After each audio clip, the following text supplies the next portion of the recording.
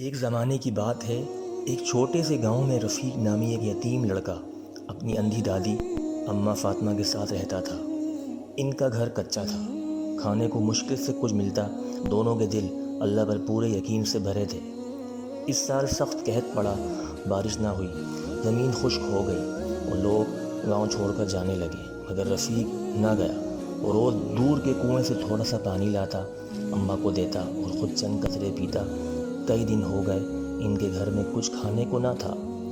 ایک رات آسمان پر نہ چاند تھا نہ ستارے، ان کا چراغ بھی بجھ چکا تھا، مگر اندھیرا چھا گیا تھا۔ رفیق تھک کر بیٹھ گیا، بھوکا بھی تھا، دل میں اداسی تھی۔ اماں نے اس کا ہاتھ تھام کر نرمی سے کہا، بیٹا، جب دنیا میں اندھیرا ہو جائے نا تو سمجھ جاؤ اللہ اپنی روشنی بھیجنے والا ہے۔ رفیق نے خاموشی سے سر ہلایا، مگر آنکھوں سے آنسو بہنے لگے۔ وہ باہر نکلا، آسمان کی طرف دیکھا اور دل سے پکارا، یا اللہ، اب کچھ نہیں بچا، بس تو باقی ہے، میں تجھ پر بھروسہ کرتا ہوں۔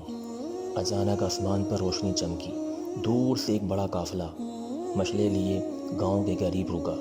یہ ایک امیر تاجر کا قافلہ تھا جو شام سے آ رہا تھا۔ رفیق دوڑا اور اپنے چھوٹے سے مٹکے کا پانی ان کو دینے لگا۔